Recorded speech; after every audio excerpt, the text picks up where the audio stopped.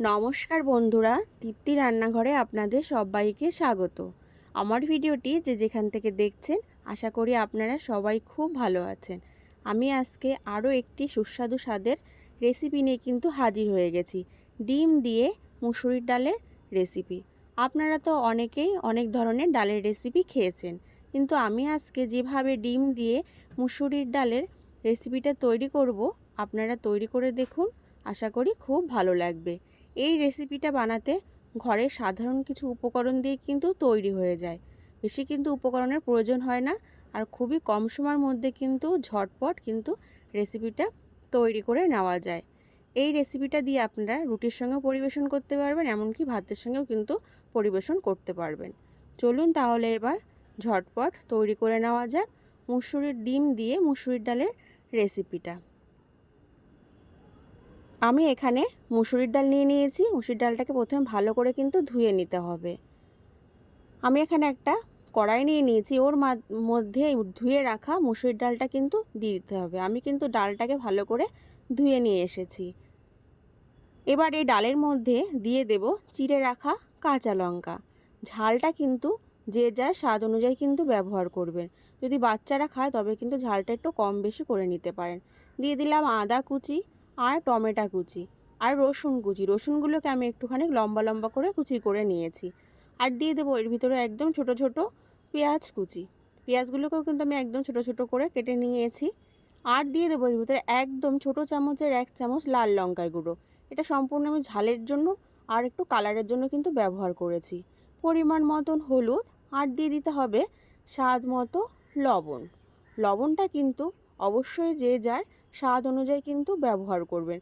লবণ আমার দেওয়া হয়ে গেছে। এবার এর মধ্যে দিয়ে দেব 1 টেবিল চামচ সর্ষের তেল। এখানে কিন্তু অবশ্যই সর্ষের তেল ব্যবহার করতে হবে। এবার সব কিছু উল্টে পাল্টে ভালো করে মেখে নিতে হবে, যাতে একে অপরের সঙ্গে খুব ভালো করে মিশে যায়। ঠিক সেইভাবেই কিন্তু এগুলোকে একটু মিশিয়ে নিতে হবে।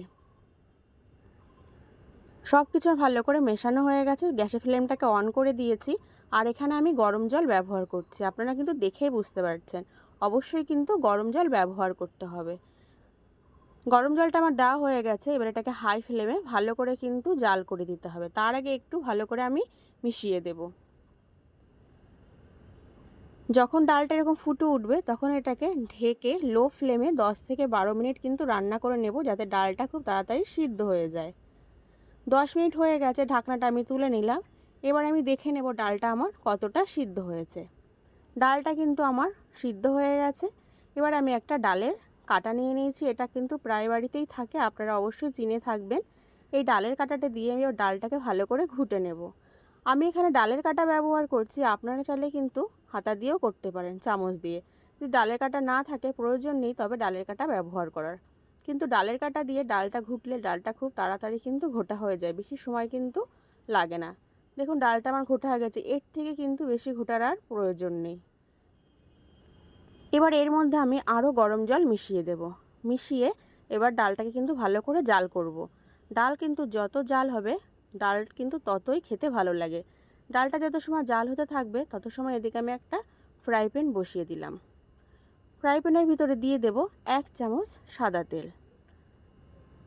তেলটাকে প্রথমে কিন্তু একটু ভালো করে কিন্তু গরম করে নিতে হবে। আমি এখানে একটা বাটিতে ডিম নিয়ে নিয়েছি, তার ভিতর দিয়ে দিয়েছি একটুখানি গোলমরিচ আর স্বাদ মতো লবণ। ডিমটাকে ভালো করে ফেটিয়ে এই প্লেট তাওয়ার ভিতরে কিন্তু দিয়ে দিতে হবে। ডিমটাকে এবার ভালো করে উল্টে পাল্টে একটু ভেজে নিতে হবে। ডিমটাকে আমি একটু ফোল্ড করে ভেজে নেব, ঠিক একটু রোলের মতন। ডিমটাকে এবার আমি ছোট ছোট টুকরো করে কেটে নেব। আপনারা চাইলে কিন্তু ঝুরি ঝুরি আকার করেও নিতে পারেন, কিন্তু এইভাবে কাটলে তখন দেখতে খুব সুন্দর লাগে। ঠিক সেই কারণে আমি ডিমটাকে এইভাবে ভেজে নিলাম। আপনাদের পছন্দ অনুযায়ী আপনারা ডিমটা কিন্তু ভেজে নিতে পারেন। এবার ডিমগুলোকে একটা প্লেটে আমি তুলে নেব। ডিমটা তোলা হয়ে গেছে। ওই পাত্রেই দিয়ে দেব বেশ খানিকটা সাদা তেল। সাদা তেলটাকে প্রথমে ভালো করে গরম করে নিতে হবে। গরম হয়ে গেলে 1/2 চামচ কালো জিরে, 1/2 চামচ গোটা জিরে, একটা শুকনো লঙ্কা, সেটা যখন সোনালি কালার হয়ে যাবে তখন এর মধ্যে দিয়ে দিতে হবে কারি পাতা। কারি পাতাটাকে ভালো করে হালকা করে একটু ভেজে নেব। আর অবশ্যই গ্যাসের ফ্লেমটা কমিয়ে কিন্তু কারি পাতাটা দিতে হবে, নাহলে কিন্তু কারি পাতা ফেটে তেলটা কিন্তু গায়ে ছিটকে আসতে পারে। ডালটাও এদিক কিন্তু হয়ে গেছে। এবার এর মধ্যে এই ফোড়নটাকে আমি ঢেলে দেব। ফোড়নটা আমার ঢালা হয়ে গেছে। এবার গ্যাসের ফ্লেমটাকে বাড়িয়ে আবারও কিন্তু আমি 1 মিনিট রান্না করে নেব। তার বেশি কিন্তু এখানে আর রান্নার প্রয়োজন নেই, কারণ এটা যখন ঠান্ডা হয়ে যাবে ডালটা, তখন কিন্তু এর থেকে আরও গাঢ় হয়ে যাবে। ঠিক 1 মিনিট রান্না করে গ্যাসের ফ্লেমটাকে অফ করে দিতে হবে। অফ করে এটাকে ঢেকে দেব আমি আরও 2 থেকে 3 মিনিটের জন্য।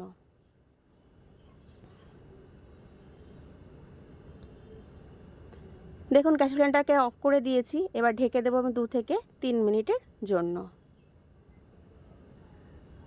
3 মিনিট হয়ে গেছে, আমি ঢাকনাটা তুলে নিলাম। কারি পাতা ফোড়ন দিয়ে ঢেকে দিলে কি হয়, ডালটার সঙ্গে কারি পাতার যে একটা গন্ধ আছে সেটা খুব সুন্দর কিন্তু মিশে যায়। ডালটা দেখুন ঠান্ডা হওয়ার পর আমার কতটা গাঢ় হয়ে গেছে। এবার এটাকে কিন্তু একটা পাত্রে নামিয়ে নেব। ডালটাকে একটা পাত্রে নামিয়ে নিয়েছি। এর উপর দিয়ে ধনেপাতা কুচি আর যে ডিমটা ভেজে রেখেছিলাম সেই ডিমটা দিয়ে দেব।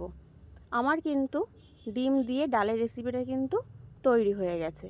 তাহলে আমি কি করে ডিম দিয়ে ডালের রেসিপিটা খুব কম সময়ের মধ্যে তৈরি করলাম, সেটা কিন্তু আপনারা অবশ্যই লক্ষ্য করেছেন। এইভাবে রেসিপিটা বাড়িতে তৈরি করে দেখুন, সবাই কিন্তু খুব খুশি হবে। তাহলে আজকের রেসিপি এই পর্যন্তই। ধন্যবাদ।